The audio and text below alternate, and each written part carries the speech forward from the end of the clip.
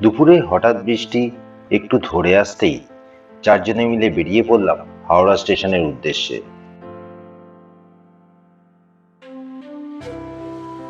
বৃষ্টি স্নাত ইডেন গার্ডেনে আইপিএল এর জনস্রোতকে পাশ কাটিয়ে হাওড়া ব্রিজ পেরিয়ে স্টেশনে পৌঁছলাম ঠিক 3:45।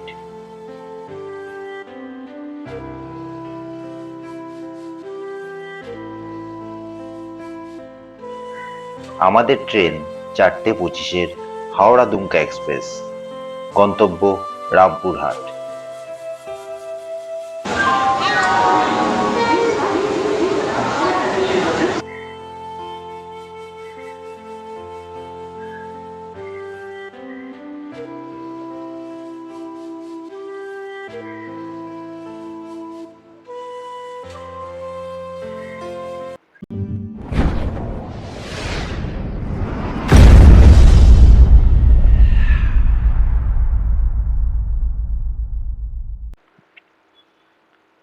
ট্রেন নির্ধারিত সময় হাওড়া ছেড়ে এগিয়ে চলল,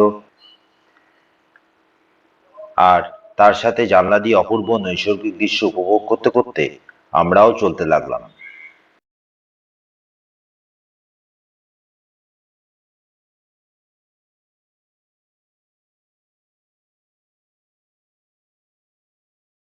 কিন্তু বিধি বাম, ভারতীয় রেল তার নির্ধারিত সময় পার করে যখন রামপুরহাট পৌঁছালো তখন রাত্রি 11:25। স্টেশনের বাইরে থেকে শেয়ার অটো ধরে পৌঁছে গেলাম তারাপীঠে আগে থেকেই বুক করে রাখা হোটেলে। ভাড়া নিল মাথাপিছু 50 টাকা।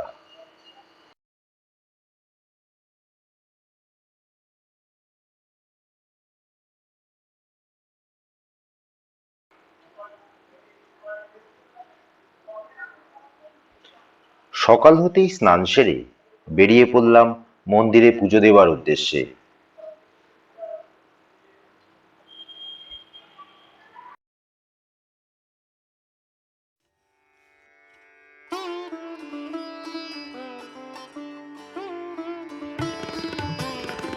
রাস্তার দুধারে দোকানের নানা রকম পসরা সম্ভার আর মায়ের অগণিত ভক্তের ভিড় ঠেলে অবশেষে পৌঁছালাম মন্দিরের সামনে।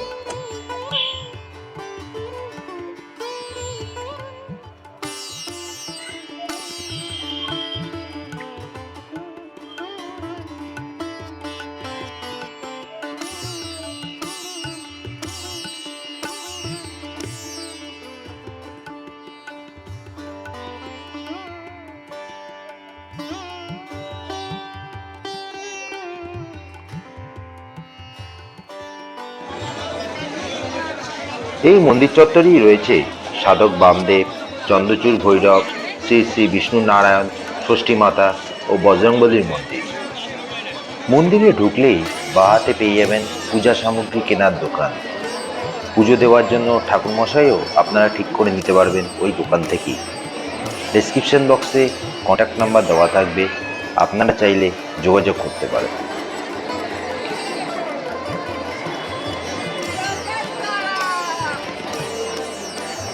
কথিত আছে জয় দত্ত বণিক মায়ের আদি সংসারে তারাপীঠ মহাশ্মশানের শ্বেতপাল মলিবৃক্ষের উত্তরে মাটি খুঁড়ে তারিণী তারামায়ের শিলাময়ী রূপ, যে রূপে বশিষ্ঠ মুনি দর্শন পেয়েছিলেন, তা উদ্ধার করেন এবং এখন যে মায়ের পাদপদ্ম মন্দিরটি আছে সেটি প্রথম তৈরি করে তারিণী তারাকে প্রতিষ্ঠা করেন।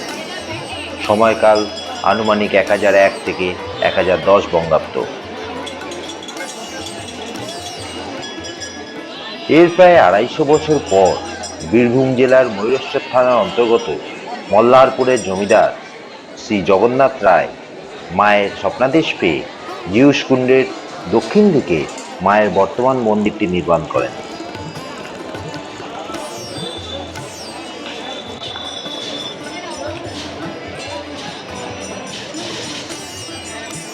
বারোশো 25 বঙ্গাব্দে এই নির্মাণ কার্য শেষ হলে নবমন্দিরে মাকে প্রতিষ্ঠা করা হয় আশ্বিনী শুক্লা ত্রয়োদশ তিথিতে। মহাশ্মশানের মূল মন্দিরও সেই সময় সংস্কার করা হয়।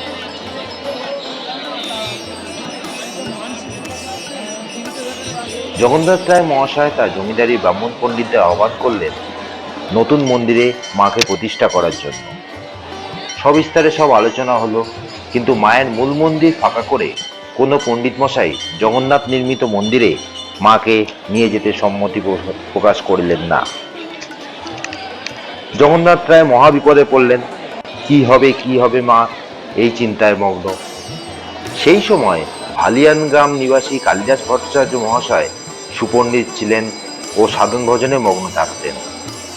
এই পণ্ডিত মহাশয়ের সঙ্গে জগন্নাথ রায় মহাশয়ের বিশেষ পরিচয় ছিল। জগন্নাথ রায় মহাশয় একদিন ভোরবেলা হালিয়ানে উপস্থিত পণ্ডিত মশাইকে সবিস্তারে সব বললেন। পণ্ডিত মশাই বিশেষ চিন্তিত হয়ে বললেন, মায়ের যা আদেশ তাই হবে। জমিদারবাবু কিছু বুঝলেন না, ফিরে গেলেন। কালিদাস ভট্টাচার্য মশাই কিন্তু খুবই চিন্তায় মগ্ন হলেন।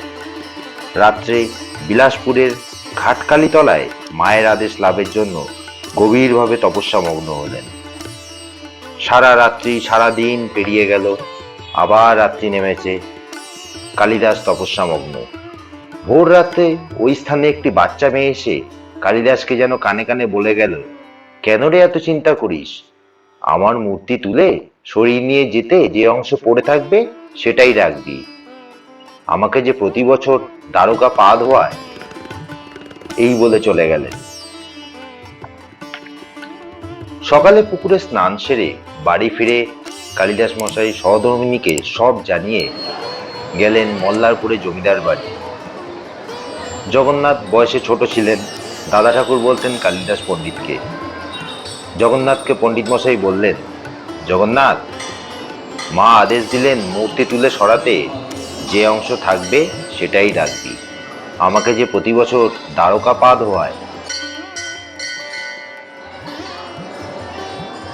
নির্দিষ্ট দিনে কালিদাস পণ্ডিতের নেতৃত্বে মায়ের আদি মন্দিরে পূজা পাঠ সেরে মায়ের মূর্তি নতুন মন্দিরে নিয়ে যাওয়া হলো। কিন্তু কি অজ্ঞাত কারণে দেখা গেল শ্মশানে জয়দত্ত বণিকের তৈরি মূল মন্দিরে মায়ের চরণদ্বয় মায়ের শরীরাংশ থেকে বিচ্ছিন্ন হয়ে থেকে গেল। এই জয়দত্ত সদাগর নির্মিত মন্দিরই অধুনা বশিষ্ঠের পঞ্চমুণ্ডীতলা বা পাদপদ্ম মন্দির নামে খ্যাত। বড় মন্দিরে মাকে প্রতিষ্ঠা করার পর জগন্নাথ রায় প্রতিদিন মায়ের পূজা ভোগের ব্যবস্থা করলেন।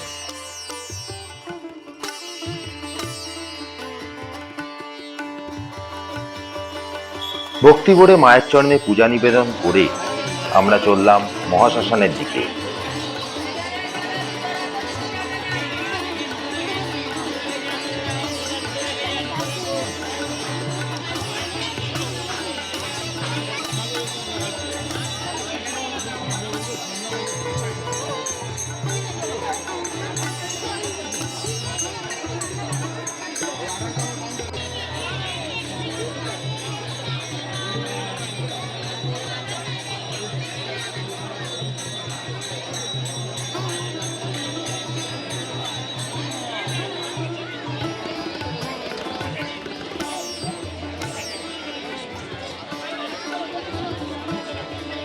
মায়ের পাদপদ্মে পূজার্ঘ্য নিবেদন করে দেখলাম তারাপীঠের সজল শিব সাধক বামাখ্যাপার সমাধি মন্দির। এই স্থানেই বামদেবের আদেশ অনুসারে তার দেহত্যাগের পর উত্তর দিকে মুখ করে বসিয়ে তার ব্যবহৃত জিনিসপত্র সমাধির তলায় রেখে চারিদিকে বাঁশের বেড়া দিয়ে সমাধি দেওয়া হয়। পরবর্তীকালে বামদেবের শিষ্য ঋষিকেশ চট্টোপাধ্যায় ও দ্বারভাঙার মহারাজা কামেশ্বর সিং এই সমাধি মন্দির নির্মাণ করেন। এই সমাধি মন্দির যখন করা হয় তখন বহু পুরানো যুগে জয়দত্ত সদাগরের তৈরি মন্দিরের ভগ্নাবশেষে কিছু অংশে পাওয়া যায়। এই মন্দিরে কিছু অংশে বামাখ্যাপার সমাধি মন্দিরে দুটি স্তম্ভ পড়ে যায়। এর ঠিক পাশেই আছে বামদেবের গুরু শ্রী মুখ্যানন্দ মহারাজের সমাধি। এই স্থানটি মহাশ্মশান ভূমির মধ্যে সাধন ভজনের অন্যতম স্থান। সাধকেরা এই স্থানে মহানিশীতে গোপনভাবে সাধন কার্য করে থাকেন এবং মহানিশীতে তারাপীঠ শ্মশানে তারাপীঠে সচল শিব বামাখ্যাপা ও রেং তারামাতা সেই সাধকগণের সাক্ষাৎ দর্শন বা দর্শনাভূতি দেন। আর একটু এগোলেই চোখে পড়বে বামদেবের সাধনাস্থল শিবাভোগতলা।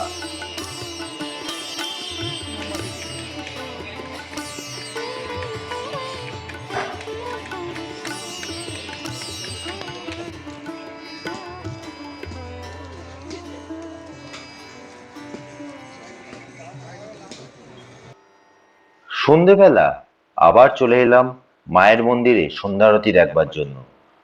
চলুন দেখিনি মায়ের সন্ধ্যা আরতি।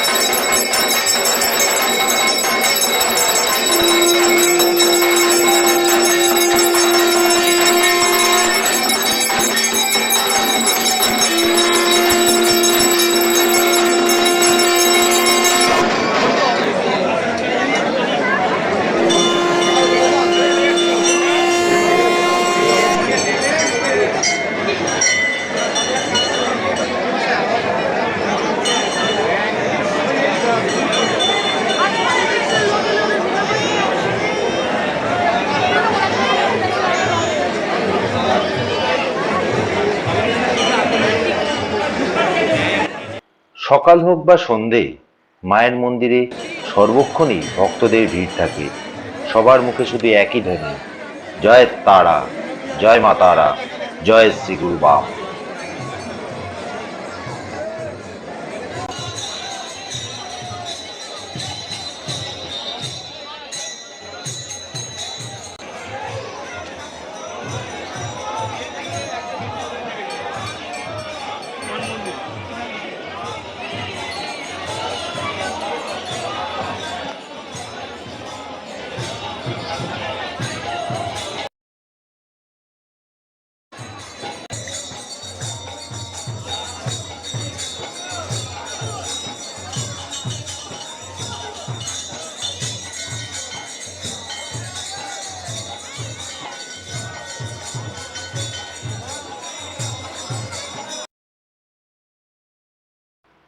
সন্ধ্যা আরতি শেষে চলে এলাম রাতের মহাশ্মশান দর্শনে। জুতো নির্দিষ্ট স্থানে রেখে অন্ধকারে শ্মশানে প্রবেশ করলাম। কিন্তু আশ্চর্য, এই গহন অন্ধকারে ভয় তো দূর অস্ত, উল্টে এক অদ্ভুত মানসিক প্রশান্তি অনুভূত হলো। হয়তো এটাই মায়ের লীলা। চারিপাশে বিভিন্ন তন্ত্র সাধকেরা ধুনি জেলে মাতৃ সাধনায় মগ্ন। শ্মশান জুড়ে শুধু জয় মা তারা আর জয় তারার ধ্বনি।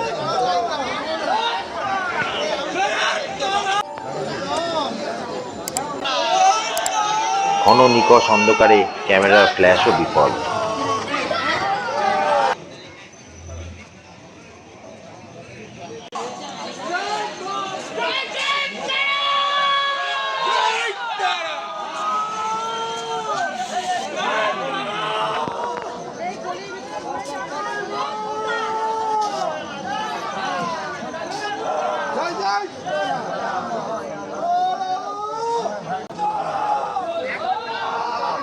চলে এলাম মায়ের পাদপদ্ম মন্দিরের সামনে, যেখানে তখনও অগণিত ভক্ত তাদের পূজার্ঘ্য নিবেদন করে চলেছেন মাকে।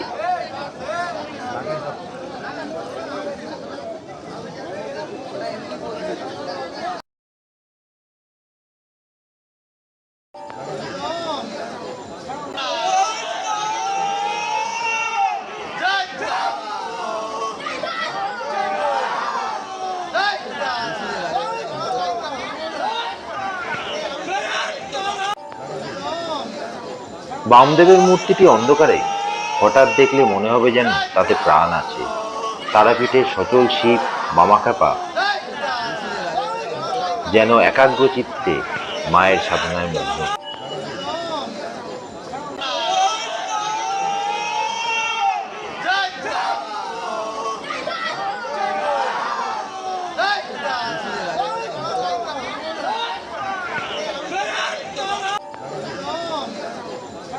আশা রাখবো ভিডিওটি আপনাদের ভালো লেগেছে।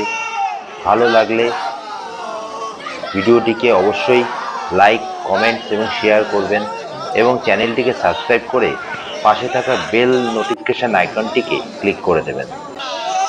আবার দেখা হবে পরবর্তী ভিডিওতে। নমস্কার, ভালো থাকবেন, সুস্থ থাকবেন।